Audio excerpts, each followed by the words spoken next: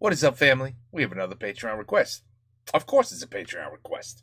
We have European soccer explained for Americans. This should be good.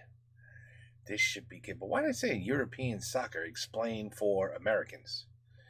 You guys, your football / soccer is different from the football / soccer we play in the United States? Are the rules different? I don't know. Let's go. I need to be taught some more anyway. I know very little. But what I have watched, far more exciting than I ever thought it could be. Really, especially with the crowds. With the crowds chanting. Oh my God. All right, let's go. We know I hate watching soccer. They have to bring the stretcher out at least 6 times a game. What? I've never seen any soccer game. Not that I've watched a lot of them, but really? Does that happen a lot? I haven't seen one stretcher. So I've been wanting to start following soccer for a while now, but as an American, I always found it complicated. Not like how they play. Most 3-year-olds can kind of understand more or less how it works. I just mean how everything kind of works in Europe. Yeah, well, I would follow the World Cup, and I'd root for the United States if they made it. And then I'd root for Iceland because clearly they've all been practicing that clapping, and they're really good at it. But that only happens once every 4 years. So I turn on my TV, and it would be a random game like Parma versus Bologna. And first I'd make sure that I wasn't watching the Food Network, but then... Bologna and Parmesan? Is that what he's getting at? I had no frame of reference for this game. Like, are these teams good? Is this a big game? Which one of these guys is Pele? I didn't know. Which one of these guys and is I had Pele? all these other questions. Why are teams getting kicked out of leagues? Why are they all rolling around on the ground so much? How are guys getting traded to different countries? And why does everybody in the stands have a scarf? So a few months ago, I tried to start figuring it all out. And I started watching some matches. That's the first thing. They aren't soccer games. They are football matches. And I bought FIFA for my Xbox, and I bought a scarf and a vuvuzela because that's like the rules or something. So anyway, this is all the info He didn't really buy a scarf. that I wish I'd known a year ago. This is my crash course of translating soccer into American. I'm going to assume that you kind of know the rules. The biggest difference between American sports is how offsides works and the clock. Lots of people get upset about the clock. It goes up instead of down. Get over yourself. It doesn't really matter. Americans also get mad because the clock doesn't stop and games pretty much end whenever the ref feels like it. And you actually adjust to this pretty quickly. The game's an hour and a half long. You'll have your chances to score. And if you can't score, then it's not the clock's fault. Some people, and when I say people, I'm referring both to discussions I've had with other Americans as well as like myself 6 years ago. So people think soccer is too slow. And when Americans look at a soccer field, something in our minds, we think that it's like playing hockey or playing basketball just on a big grass field. And in those sports, guys like go full tilt a lot, like most of the game. So when 2 players are just standing there passing the ball back and forth, we wonder, like, why aren't they trying to move forward? Just go. And on the other side, we expect the defenders to be attacking the guy with the ball rather than just standing 5 feet back and letting him do what he's doing.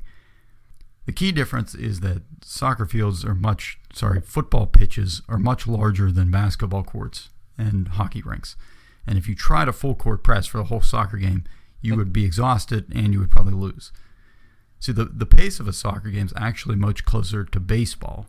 Most of the game is going to consist of guys just slowly passing the ball around, real peaceful, and then it's going to be all of a sudden followed by these short bursts of extremely fast action. Basketball players, it's estimated, run an average of 2.5 miles during a game. Soccer players can run 7, if not 10 miles during one game. And remember, you only have 3 subs games, so most of these players will be playing the whole game. One thing Americans will appreciate is that other than halftime, there are no commercials. So it's like the anti-NFL, which is great. Yes. It also means that no matter where the ball is, both teams are always potentially about 30 seconds away from scoring, which creates this kind of constant tension. It also creates a scenario where you can't ever really run to the bathroom or get a drink.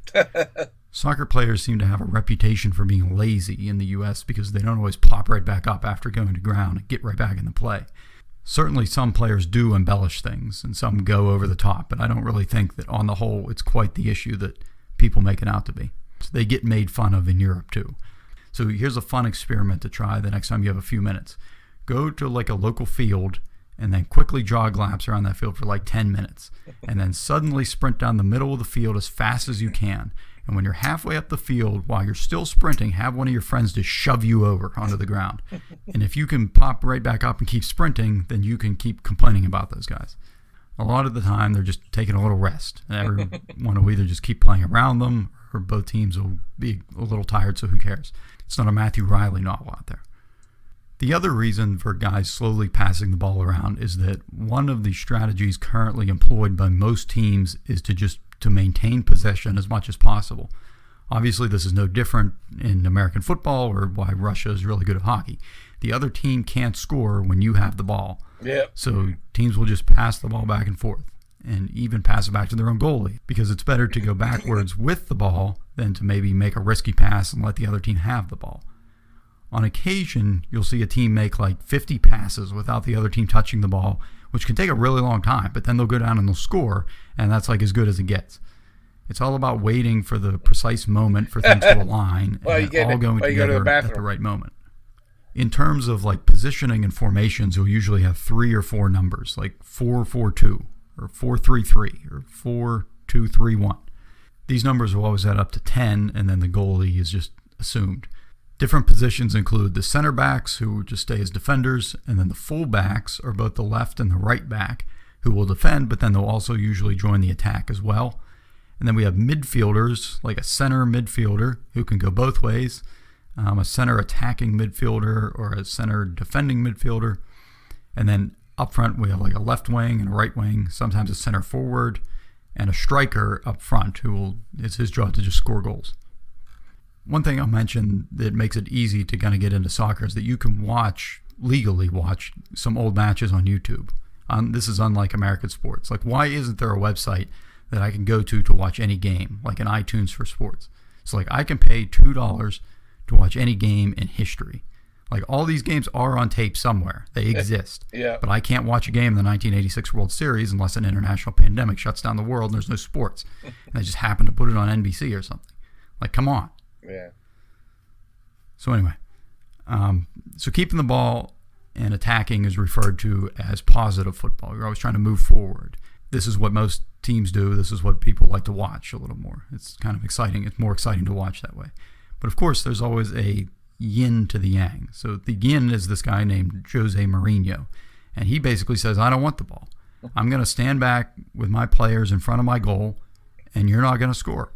And then every once in a while, when you're falling asleep and all your players are up in my zone, we're going to steal the ball and we're going to run down and score, which sounds a little bit risky, except that it actually does work if you do it well. Jose's considered one of the best managers there is, and he has the trophies to back it up. He's won plenty of big tournaments with teams that I'm told if you tried to have that team keep the ball the whole time, like most coaches would, they would have been destroyed.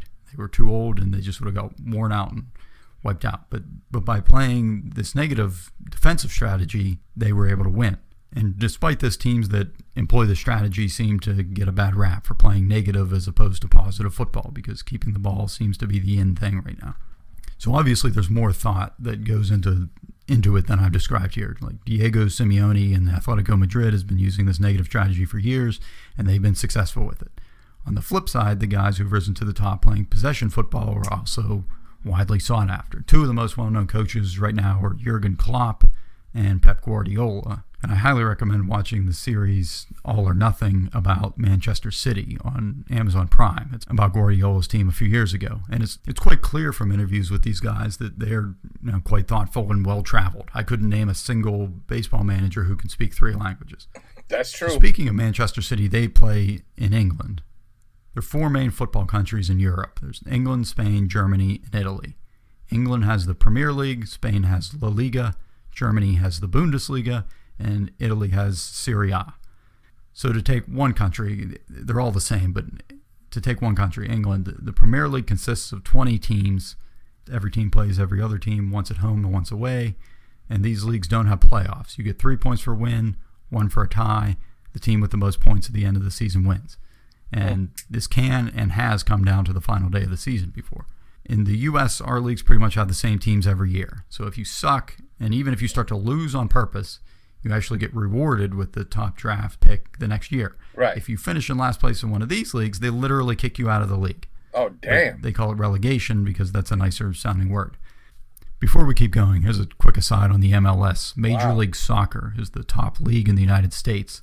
It's different in many ways than the European leagues. There's no relegation, so the teams do stay the same from year to year, and there is a salary cap.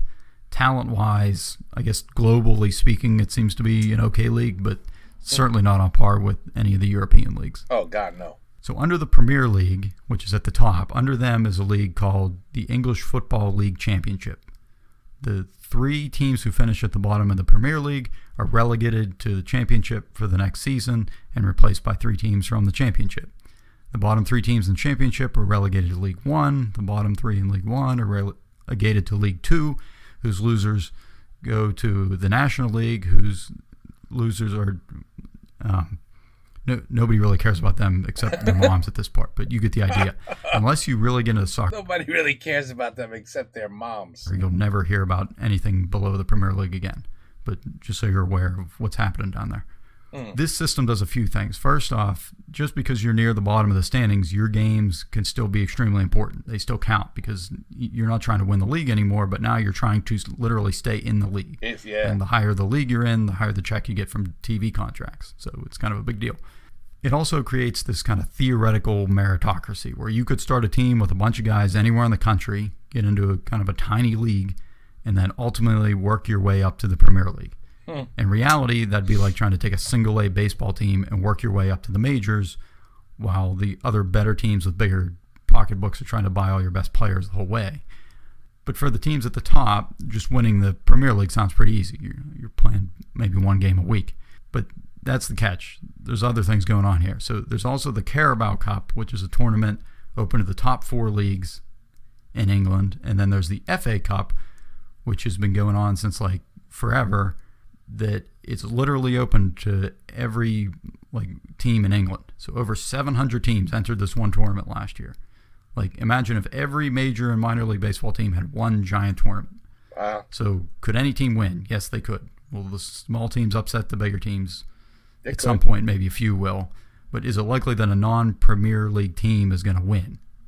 No, probably not. So more fun to think about in theory than practically, I guess. The final tournament is the big one. Like, what if we could find the best team in Europe? And I don't mean like each country gets a team. That's the European Championship that happens every 4 years.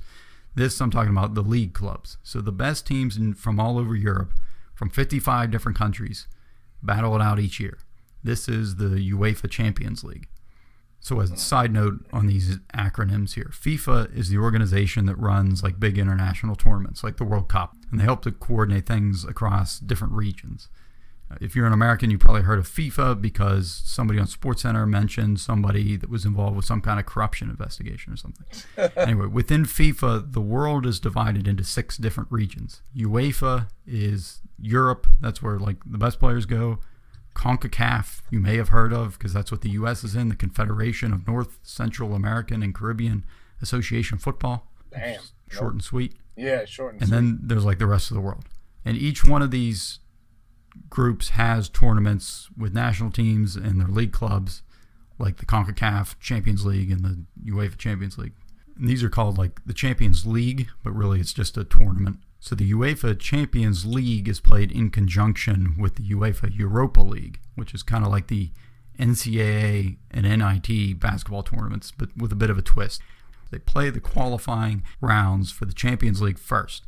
So if you get knocked out of the big boy tournament, but you finish high enough, you can just move down into the Europa League and try to win that.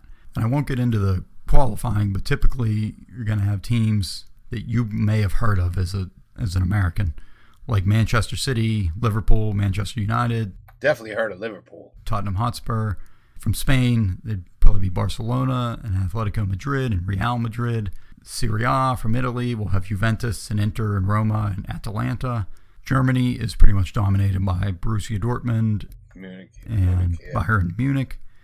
And then there's other popular teams like Paris Saint-Germain from France and Lyon from Leon. France and Ajax from the Netherlands. And then you throw in a few Russian teams and you're ready to party. So back to the Premier League. You remember how your team's playing that kind of standard 38-game schedule. So now, also at the same time, you're competing in the Premier League, the Carabao Cup, the FA Cup, and the Champions League. And there's like a bunch of other small one-off games happening too. So even if you have the best team, you're still probably not going to win all these tournaments just because of the wear and tear. If you can win 3 trophies in a year, that's like special. That's called a treble. If you win 4, that's called a quadruple, but that's pretty rare. And I think so. So the biggest payday is for winning your league, although I, for some reason, find the Champions League is hard to beat for excitement.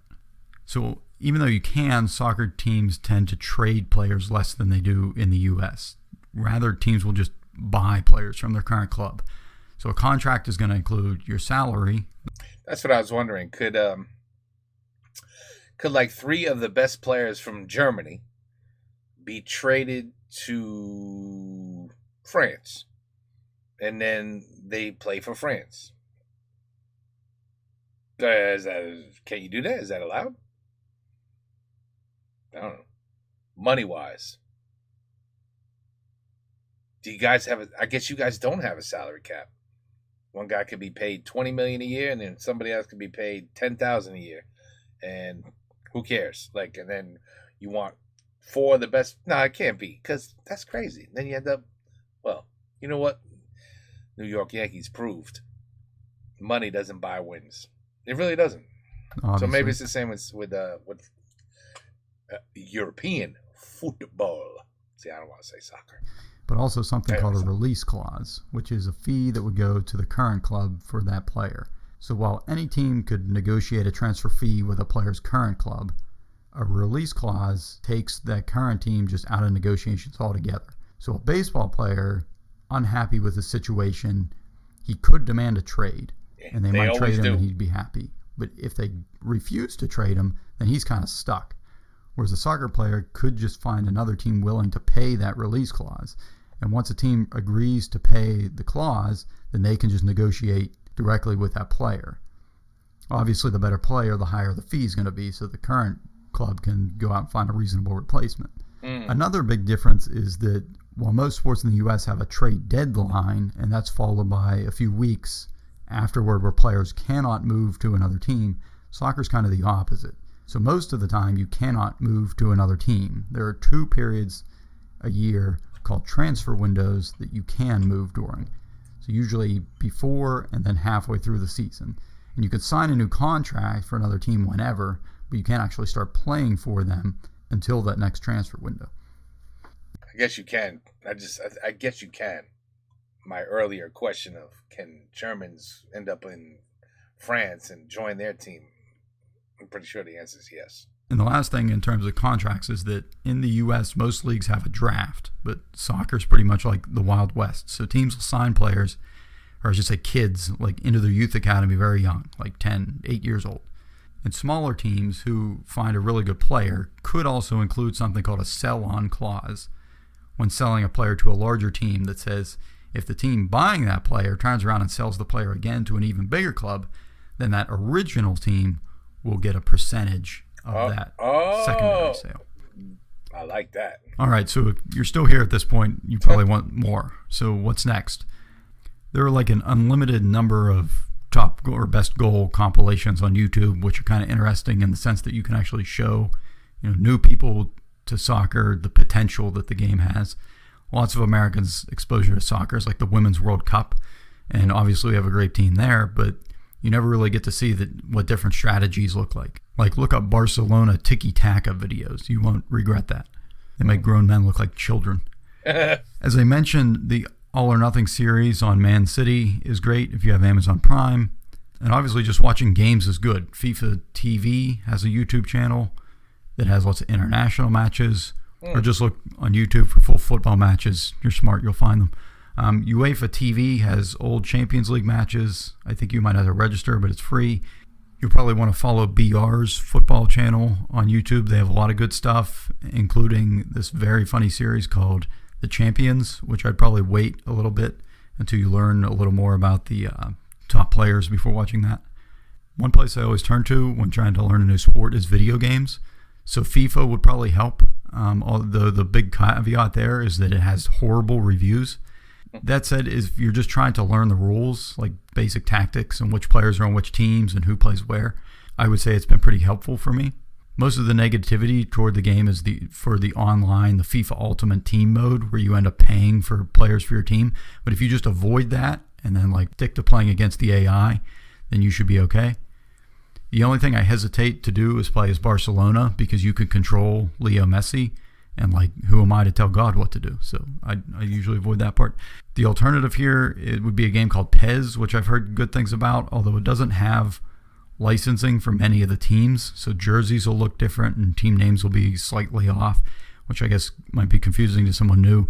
And I think FIFA's player faces are a bit more recognizable too. News-wise, there's coverage like everywhere of soccer, although I do enjoy the site onefootball.com. Which brings us to the sponsor of today's video, which is, there's no sponsor for today's video. I just make these videos to push the boundaries of PowerPoint and see how mad I can make myself. Anyway, hopefully that helps somewhat. This only took 56 You're slides. now ready to Well, a lot of the screen was blank. venture off beyond the coasts of the United States and become an even bigger soccer fan. Just if you're leaving the U.S., call it football. They get mad if you call it soccer. Oh yeah, definitely. Anyway, good luck. Good luck. Yeah. No, all right. It was more an explanation of got such an itch in my throat, of teams and leagues and championships and who plays who, and it wasn't, well, I mean, he explained all the positions, and really when it's in play, and the crowd's going crazy, chanting.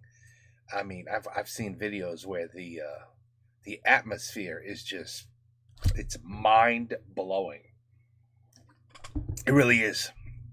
A couple of those videos are still on this channel. Anyway, no, it was a good video and informative for sure. Just wish we had a little better visuals, but it was good. It was good. Yeah, no, I've seen some shots, man. What did we watch? We watched one in a trillion, they called it.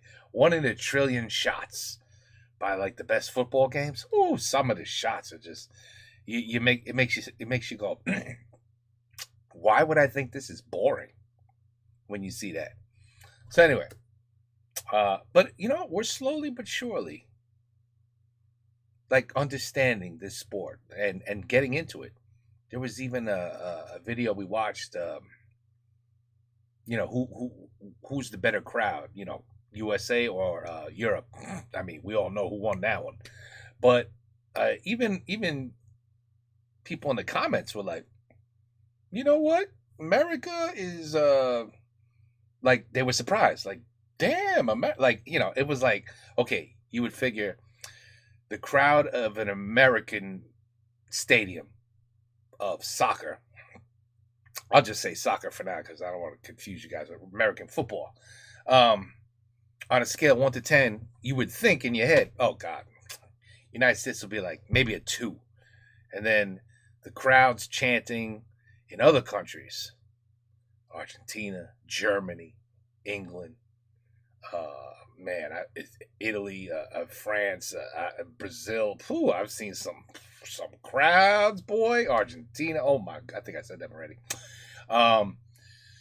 You would put them at like a 9 or a 10, but after watching that video, it was like, damn. You know what? We're gonna give United States like a 4.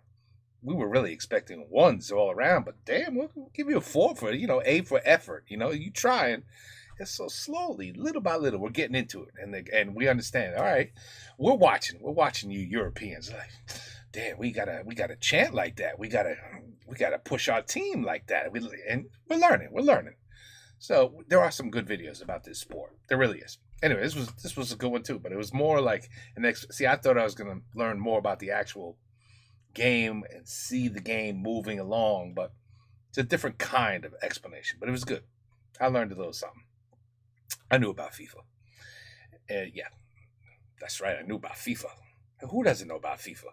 There's about 4 other leagues in there I had no clue even existed. All right, take care. Peace out. Have a good night.